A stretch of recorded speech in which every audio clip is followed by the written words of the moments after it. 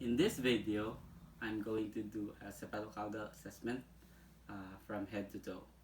First, I'm going to check for the general appearance of the patient, if she looks cyanotic or not, and, and then I'm going to introduce myself to her. So, hi, good morning. I am John. I am a personal support worker, and I'm also a student from NBCC. So I'm gonna be doing a head to toe assessment. So may I know your name, please? Lorraine. Lorraine. Okay, Lorraine. Um, do you know why are you here? Yeah, I'm going to do my head to toe assessment. To do assessment. Okay. Upon asking the patient the the person's name, the time, the place, I'm also assessing for the level of consciousness. So also I can check also the uh, name name band, if she is if all that's her name, and also ask for his her birthday. So then after that, I'm going to get uh, the vital signs. So first, I'm going to check for the blood pressure.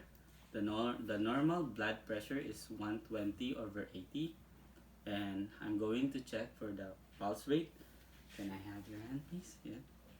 So I'm going to check the pulse rate for the rhythm, and I'm going to check also for the strength of the pulse, if it's weak, strong, or steady. Also, I would note that the normal pulse rate would be 60 to 100. After that, I'm going to check for the respiratory rate. Uh, I would also note for any difficulty in breathing, the way she breathes, if there's a labored breathing or it's a normal breathing. I'm going to assess also for the rate. So for the rate would be 12 to 20 is the normal rate. The rhythm, and also for the exertion of the way that she is breathing. I'm also gonna check the temperature. So the normal temperature range would be 36 to 38 degrees Celsius. So also I'm gonna check also for the oxygen saturation point. So it's gonna be 95 to 100%. Then ask the patient if she is having a pain, or is she comfortable. Do you have any concerns right now? Do you have any pain No. you're experiencing today? No. You're all good? Okay. Also, ask the patient if she wants to go to the washroom before doing the physical assessment. You want to go to the washroom today, or you're good? I'm good. You're good? Okay, that's good. Then after that, assess also the patient's weight and height. So can you stand up, please? So assess the patient weight and height.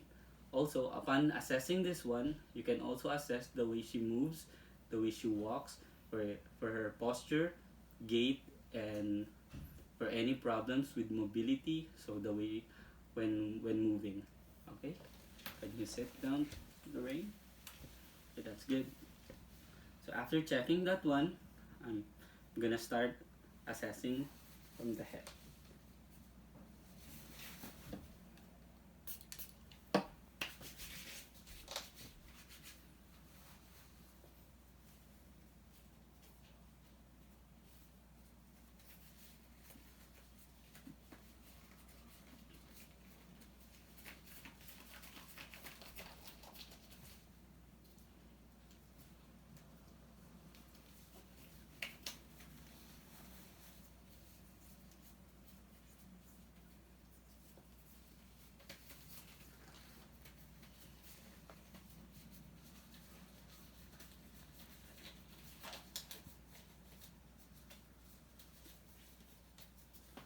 Then I'm gonna start assessing cephalocaudally. So check the head first.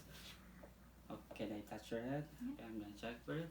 So check for any lesions, any dryness of the scalp, any dandruff, or any signs of alopecia or baldness, and check also for the um, normal formation of the head. It's normal cephalic.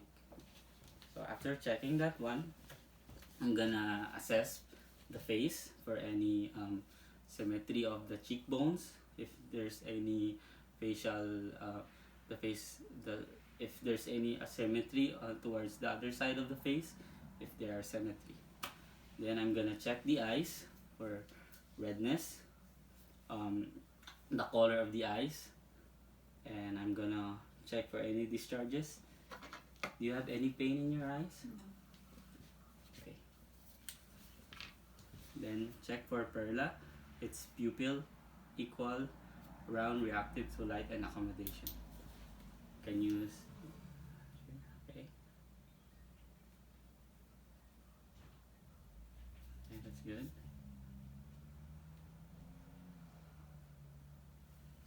Okay. So it's 5. The diameter of her pupils is 5 millimeters. So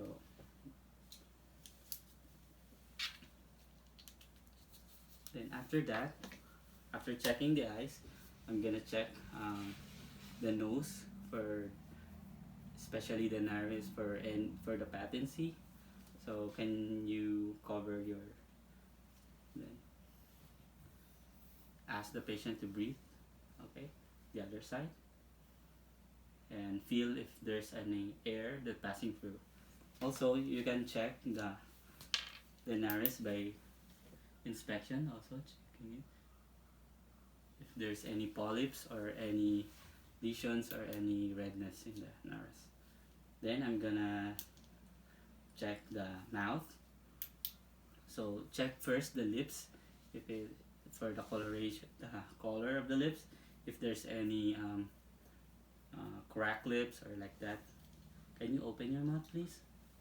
So check the oral cavity for any lesions, especially the teeth for any dental caries or tooth decay. Also check for the color of the oral cavity. It should be a pinkish or red, and also the tonsils should not be inflamed. Then also I'm gonna check the ears for the symmetry first, for the, if it's same with the other side. Also I'm gonna check for any redness and discoloration or any lesions, and I'm gonna check also the ears for any discharges. And so I'm gonna see it.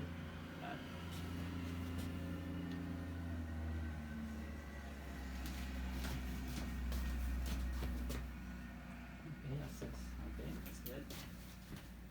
Then after that, also assess the neck.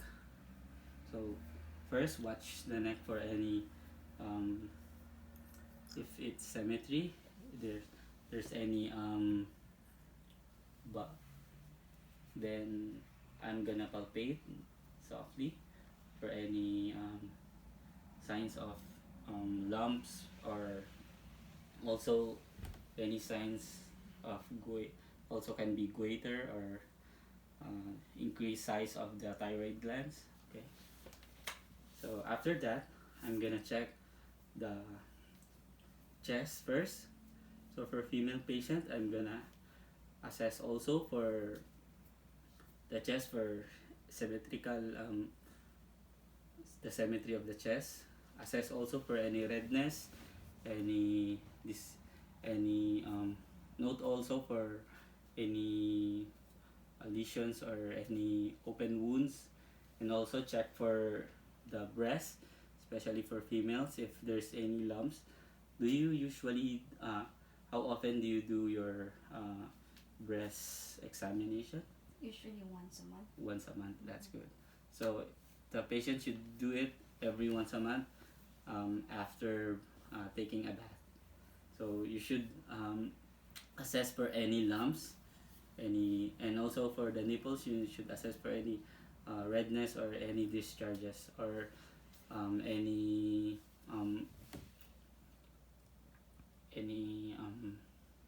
okay, after that one, I'm gonna check for the back. So, and also before doing that, I'm gonna check for the um, apical pulse. It should be in the left mid-clavicular intercostal space, fifth intercostal space. So I'm gonna be doing that one right now. There. Okay, I can hear it. So the next thing, I'm going to assess for the back of the patient. Can you move forward here? There you go. So then assess for the symmetry of the back, especially the spinal cord for uh, any if it's aligned or any problems with scoliosis or chordosis. So then after that, I'm gonna check for the chest expansion. So be holding this one. Can you breathe? Deep breathe. Okay. Deep breathe. Okay. Also assess for symmetrical chest expansion, and I can also auscultate the back for any adventitious sounds, for any crackles, any stridor, wheezing. Can you breathe? Inhale, exhale. There you go. Inhale, exhale. Inhale, exhale. Inhale, exhale. So as well, you can do percussion also. Check for any vibration of the sounds. So okay. Then after doing that, I'm gonna check the hands or the upper extremities for any for the redness, especially the temperature of the skin. So I'm gonna check for the capillary refill of each sides. So it should be less than 3 seconds. That's good. So I'm also gonna check for the radial pulse. So I can feel it on this side and also for this side. So you should compare both sides for you to know if there's any problem on the other sides. Also check for skin turgor. This would determine if the patient is having any dehydration. That's good. Okay, then check for the muscle strength of the upper extremities. So can you squeeze my hands? Okay, that's good. So also determine whether which side of her hands is the dominant hand. So you would know that the dominant hand would be much stronger compared to the non-dominant hand. So the next thing is you need to assist your patient to lie down in bed. Okay. Please lie down, ma'am.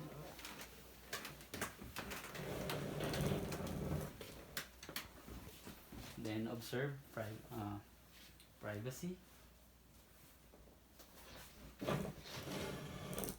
Provide privacy to your patients. So after that, I'm going to assess, since I'm done with the chest, I'm going to assess the abdomen. So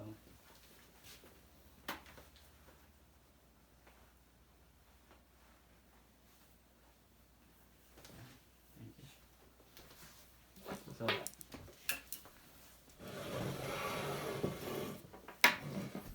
I'm going to assess the abdomen for first any discoloration or any abnormalities, either whether there's for the collar, there's an open wound, lesions, and also note for the umbilicus for any discharges, any discoloration, or any pain. Do you have any pain in your stomach right now?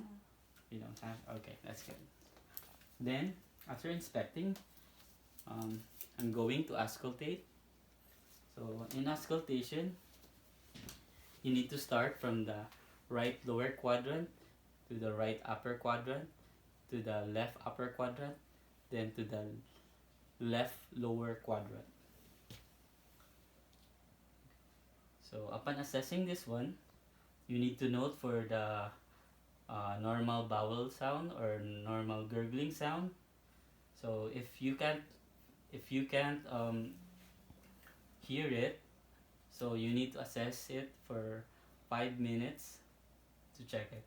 So also note for any berberigmus sounds or hyperactive sounds. Then right. Okay. So after that one, okay, I can also do palpation in the stomach. So just the same with the auscultation. So I need to do from the right lower quadrant, then right upper quadrant, then left upper quadrant, left lower quadrant. So also you can do also for the stomach. You can do also percussion, hearing for any sounds of vibrations. Any if the stomach is bloated, you can feel that there is a air or resonant sounds. Then after checking the abdomen, you can do assessment of the genital area.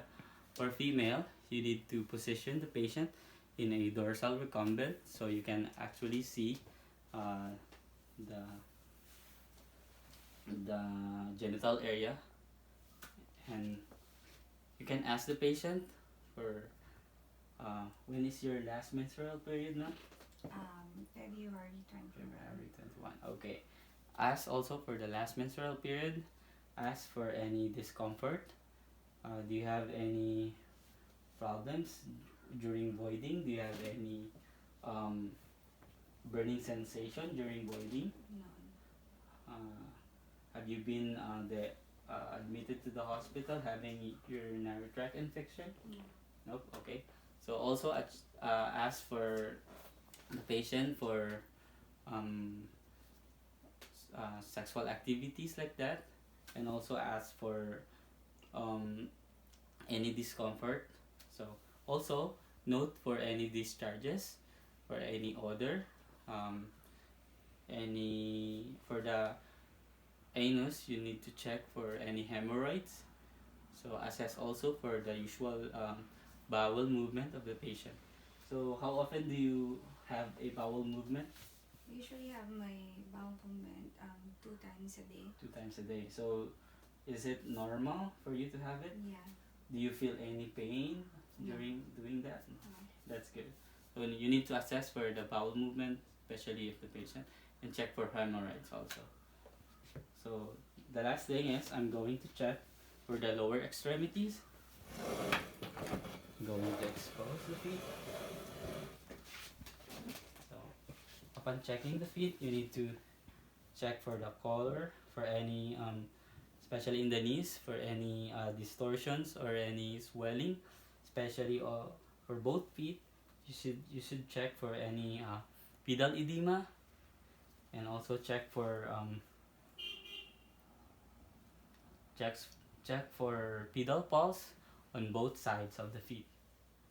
Okay, both feet have a pedal pulse. Then also check for capillary refill of both feet. Also note for any coolness of the feet. Okay, that's good. Then check for um, the strength of the feet, for muscle strength. So can you move your feet? There you go. Then can you move your feet towards you? Okay. If there's any resistance you can feel, so that's both feet are equally and symmetrically have the equal resistance. So that would be it. Okay. So after that one, um, after doing that, promote patient safety, especially put the side wheels up. Also, before doing that, you need to document any untoward normal or abnormality based on your physical assessment. Also, you need to check and record it, then provide patient safety by raising the side wheels, um, lowering the bed, and brakes on, and call bells in place.